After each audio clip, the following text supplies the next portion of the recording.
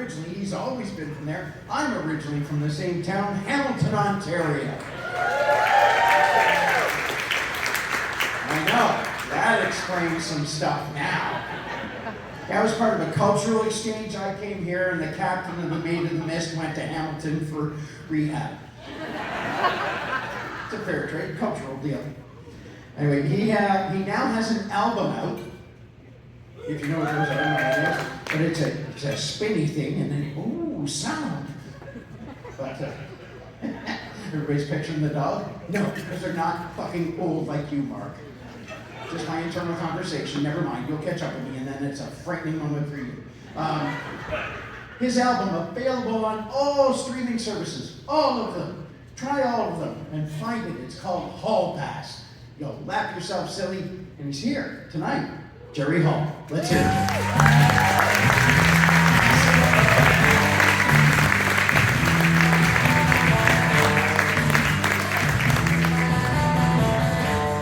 Hello! How you doing? Yeah. That's right, a guy from Hamilton wearing a suit. Here. And I know what you're thinking, and you're right, I just came from court.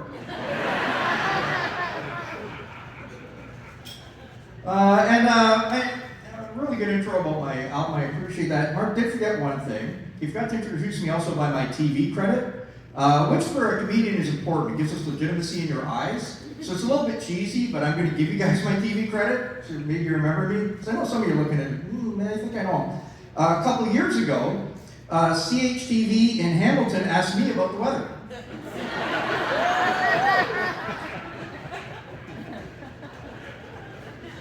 Yeah, that was me. It's memorable because I kind of bombed.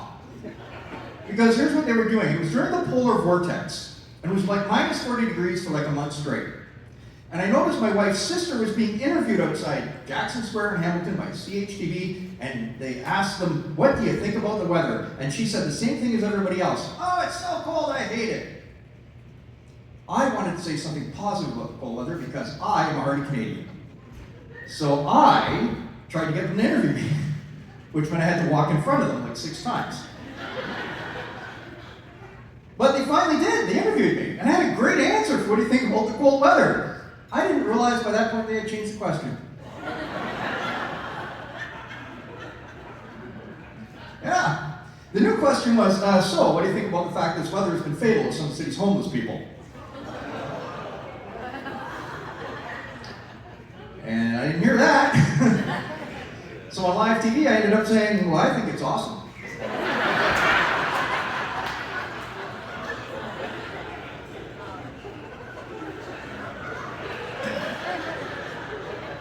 Yeah, some people don't like it, but I do. I really like the way the air smells so fresh and clean now.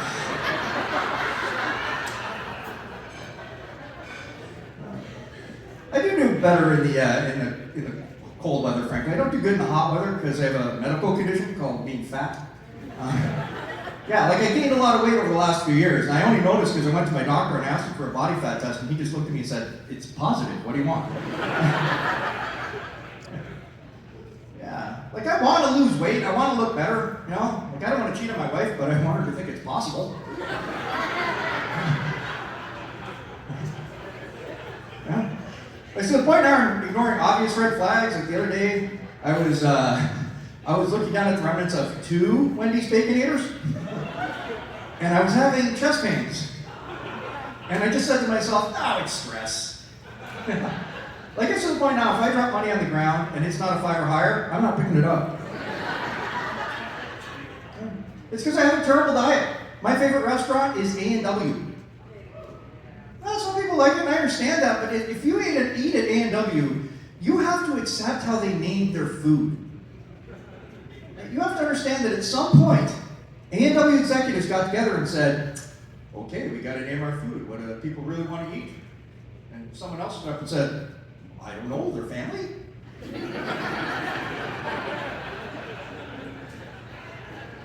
They went with that. Like Mama Burger and Papa Burger were okay, it's kind of wholesome. But then when they got to Uncle Burger,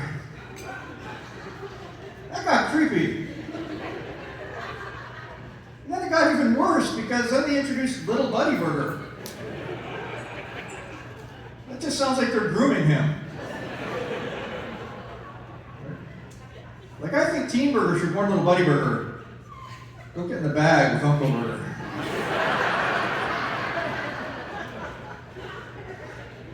I think A&W should have a MILF Burger.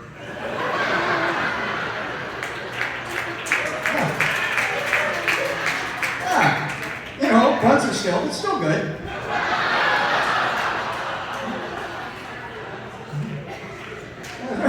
They're missing out on some marketing opportunities. They could have the Foster Family Burger. You know, like it looks the same, there's just no love there.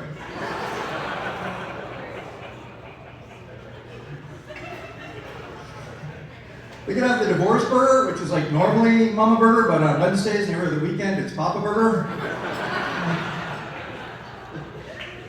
Unless he forgot. Okay, that hit too close to home for some people. Not the worst I've ever misjudged anyone, though. The worst I've ever misjudged anyone was when I was watching too much porn. Thought my wife might like that facial thing.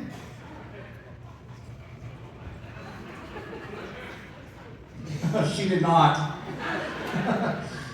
She was just mad that I woke her up.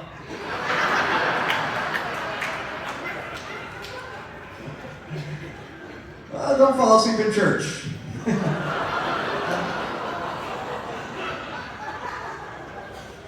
I was not going to do that one, but I'm glad I did.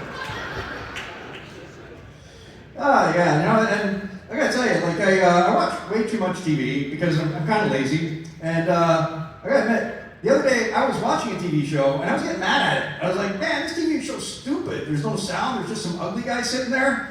My wife said, the TV's off. That's your reflection.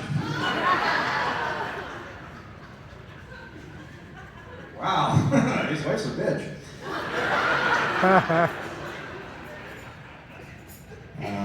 Actually, I love TV because some of the TV commercials can be so memorable. I'm going to start one. I bet you guys can finish it. It's for a personal injury lawyer. It's on all the time. Hurt in a car? Yeah, it's very memorable. And they do that on purpose, and I know it's memorable because I was in a car accident last week and I called them. Yeah, it was just in my head, and they even answered the phone that way. They're like, hurt in a car? Call William Matar. And I was like, yeah, look, I was just in an accident in my pickup, and they're like, whoa, whoa, hurt in a truck? We don't give a fuck. And they hung up.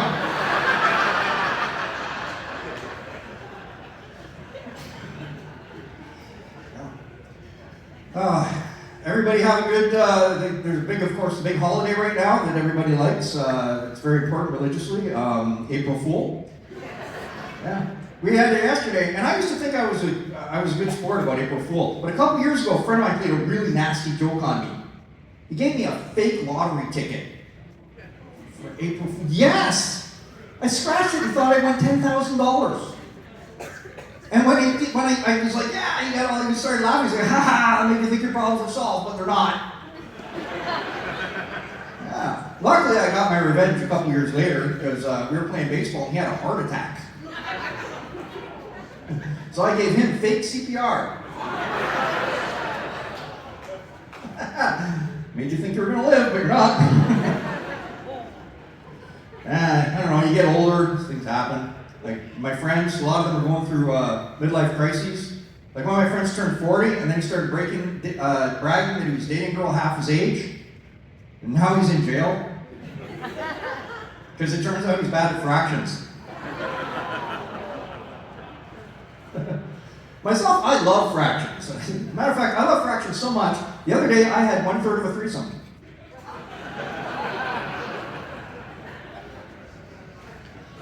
All right, a little bit about me. I am a probation officer by day.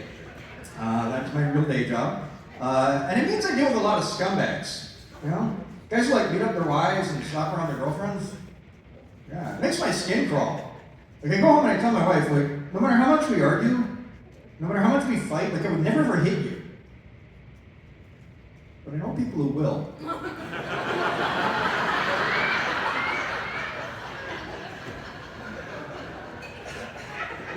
Good, thank you for laughing at the domestic violence joke.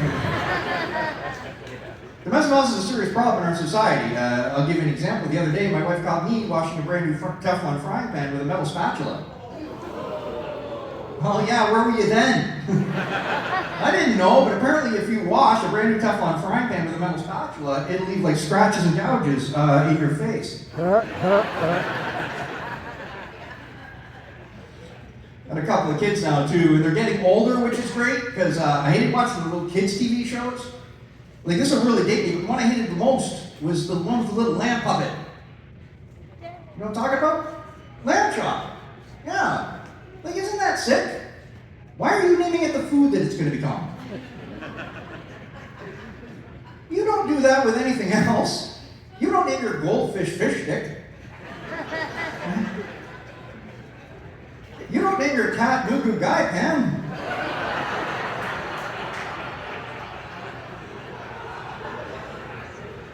Good, thank you for laughing at the clearly racist joke I just told. It is, it's racist against Asians, and racism against Asians is wrong. Wrong!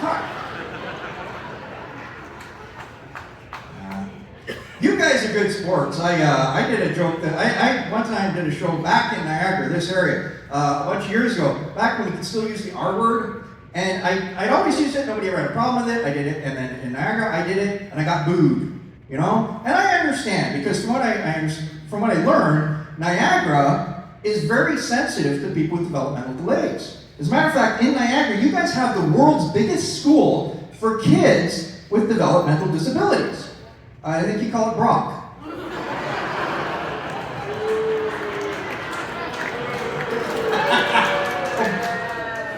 Boo, I'm from Hamilton.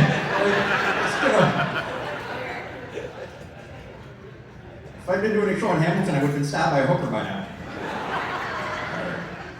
Okay, well, I'm gonna do one last thing, guys. It's been a fun show. I wanna give you guys if you're in a relationship or guys, never play the celebrity hall pass game with your significant other. You know what I'm talking about? You know, where you like make a list of celebrities that you could have an affair with. Because you know it would never happen, right? It's just a way to find out the crush of your significant other. Well, my wife made up her list, and it was like The Rock and Chris Hemsworth. And I thought it was hilarious. And then she saw my list and got all pissed off because apparently her sister is not a celebrity.